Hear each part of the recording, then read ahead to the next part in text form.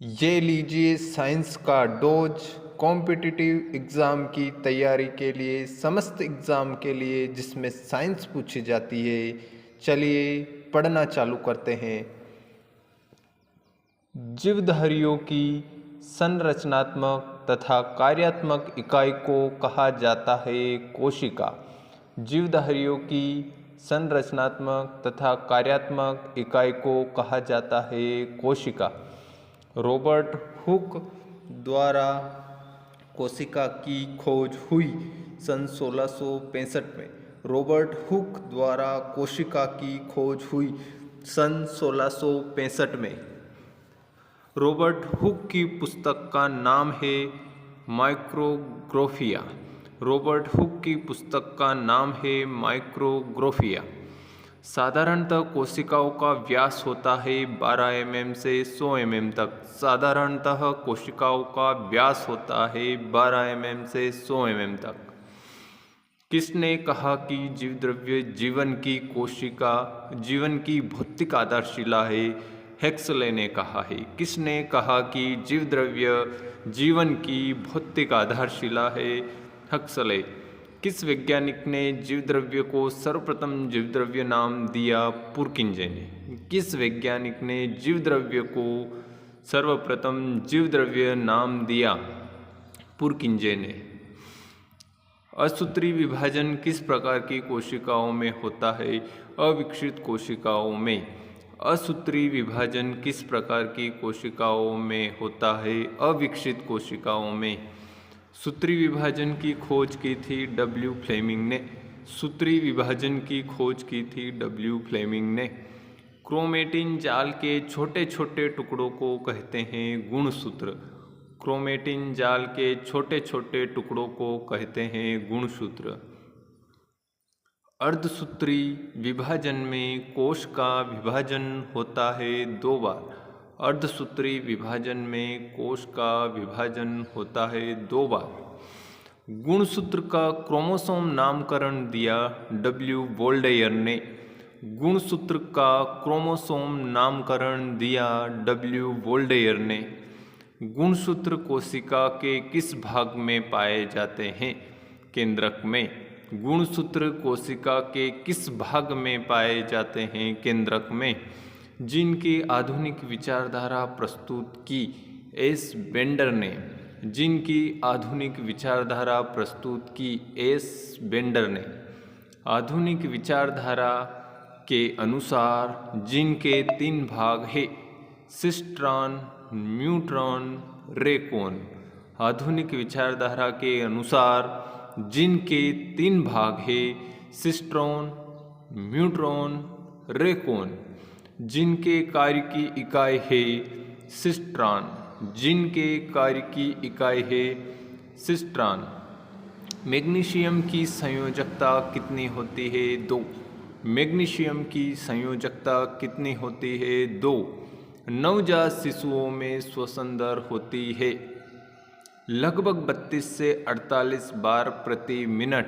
नवजात शिशुओं में श्वसन दर होती है लगभग 32 से 48 बार प्रति मिनट।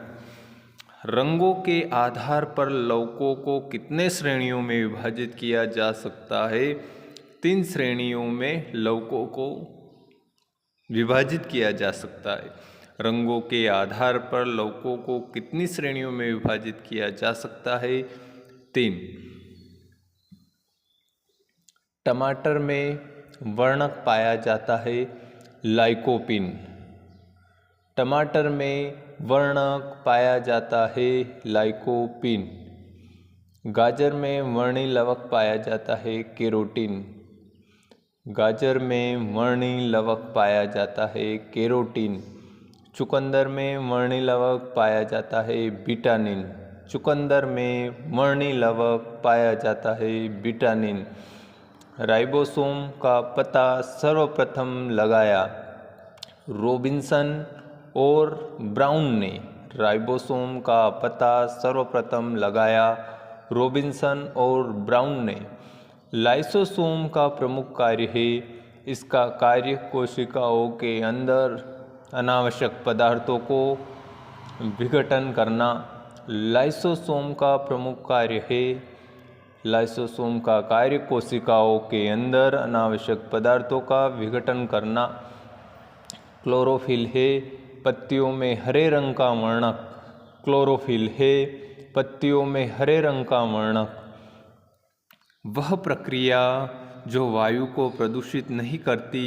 प्रकाश संश्लेषण अर्थात प्रकाश संश्लेषण से किसी प्रकार का वायु प्रदूषण नहीं होता है।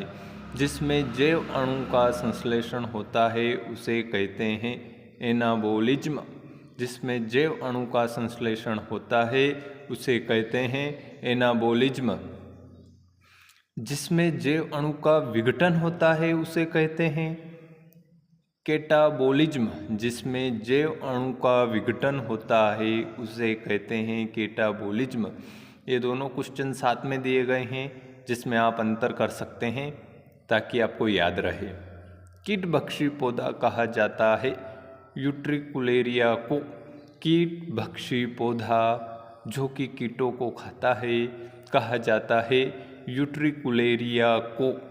यूट्रिकुलेरिया का पौधा उगता है नाइट्रोजन की कमी वाले मृदा में। यूट्रिकुलेरिया का पौधा उगता है नाइट्रोजन की कमी वाली मृदा में। पर्णवृत्त कहते हैं। पर्णवृत्त किसे कहते हैं? पत्तियों में जो एक लंबा डंठल होता है उसे पर्णवृत्त कहते हैं। पर्णवृत्त किसे कहते हैं? पत्तियों में जो एक लंबा डंठल होता है उसे पर्णवृत्त कहते हैं। जाइलम या दारू उत्तक को किस नाम से जानते हैं? जल संवहन उत्तक। जाइलम या दारू उत्तक को किस नाम से जानते हैं? जल संवहन उत्तक। जाइलम उत्तक का प्रमुख कार्य है। जाइलम उत्तक का कार्य पौधों की जड़ों द्वारा अवशोषित जल या खनिज लवणों को पौधों के विभिन्न भागों तक पहुंचाना। जाइलम उत्तक का प्रमुख कार्य है। इसका प्रमुख कार्य पौधे की जड़ों द्वारा अवशोषित जल या खनिज लवणों को पौधों के विभिन्न भागों तक पहुंचाना। फ्लोएम उत्तक का प्रमुख कार्य है। इस उत्तक का प्रमुख कार्य पौधों के हरे भागों में निर्मित भोज्य पदार्थों को दूसरे भागों में रूपांतरित करना। फ्लोएम उत्तक का प्रमुख कार्य है। इसका प्रमुख कार्य पौधों के हरे भागों में निर्मित भोज्य पदार्थों को दूसरे भागों में स्थानांतरित करना है। ये दोनों क्वेश्चन भी अंतर करने वाले हैं, अंतर करके याद कीजिए। कार्क बना होता है मोटी भित्ति वाली कोशिकाओं का। कार्क बना होता है मोटी भित्ति वाली कोशिकाओं का बना होता है कार्क। व्यावसायिक रूप से कार्क प्राप्त किया जाता है क्वेरेकस रबर के पौधे से। व्यावसायिक रूप से कार्क प्राप्त किया जाता है क्वेरेकस रबर के पौधे से कार्क प्राप्त किया जाता है। पुष्प का प्रमुख कार्य होता है प्रजनन। पुष्प का प्रमुख कार्य होता है प्रजनन। ये पौधे के प्रजनन में उत्तरदायी होता है। परागण के दो प्रकार है स्वपरागण तथा परपरागण। परागण के दो प्रकार है स्वपरागण तथा परपरागण। आज के लिए इतना ही साथियों। ये क्वेश्चन इम्पोर्टेंट है, मिक्स क्वेश्चन है और सभी प्रतियोगी परीक्षा के लिए समान रूप से महत्वपूर्ण है, जिसमें जनरल साइंस पूछी जाती है। ये टॉपिक वाइज नहीं है, ये मिक्स क्वेश्चन है और इम्पोर्टेंट है और आए हुए हैं और आने की संभावना वाले क्वेश्चन है। आप इन्हें पढ़िए। आप इन्हें चलते फिरते भी मोबाइल पर वीडियो चालू करके सुन सकते हैं। उस उद्देश्य से ये बनाए गए हैं। आप कुछ कार्य कर रहे हैं, खेलकूद कर रहे हैं और वीडियो चलेगा तो आपके ध्यान में रहेगा और आप बैठकर भी पढ़ सकते हैं। ये वीडियो इस प्रकार बनाया गया है कि आप देखें तो भी पढ़ाई होगी, सुने तो भी पढ़ाई होगी। यदि मेरे वीडियो अच्छे लगते हो तो मेरे चैनल को साइंस बाय त्रिशिका को आप सब्सक्राइब अवश्य करिए। Thank you.